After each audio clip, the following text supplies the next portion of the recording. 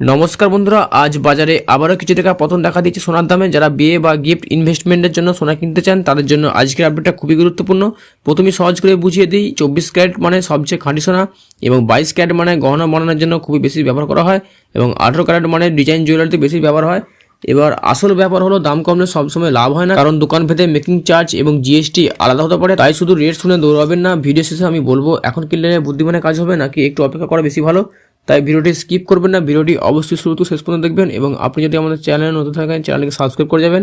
প্রথমে আলোচনা করবো রূপার দাম নিয়ে। আজ 1 গ্রাম রূপার দাম হচ্ছে 295 টাকা, 10 গ্রাম রূপার দাম হচ্ছে 2950 টাকা এবং 100 গ্রাম রূপার দাম হচ্ছে 29,500 টাকা এবং 1 কেজির উপর দাম হচ্ছে 2,95,000 টাকা। এখন আলোচনা করবো সোনার দাম নিয়ে। সোনার দাম বাড়া এবং কমা মূলত নির্ণয় করে আন্তর্জাতিক বাজার, ডলারের দাম, ট্যাক্স, চাহিদা এইসবের উপর নির্ভর করে সোনার দাম বাড়ে এবং কমে। আজ 1 গ্রাম 22 ক্যারেট সোনার দাম হচ্ছে 14,520 টাকা, 10 গ্রাম 22 ক্যারেট সোনার দাম হচ্ছে 1,45,200 টাকা এবং 100 গ্রাম 22 ক্যারেট সোনার দাম হয়েছে 14,52,000, যা আগামী দিনের তুলনায় 11,000 টাকা নিচে নেমেছে।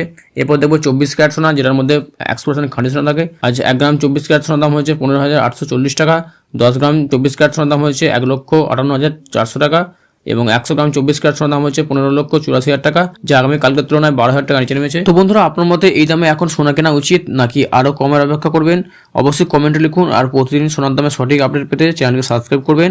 ভিডিওটি এখানে শেষ করছি। ভিডিওটি ভালো লাগলে লাইক শেয়ার করবেন। ধন্যবাদ।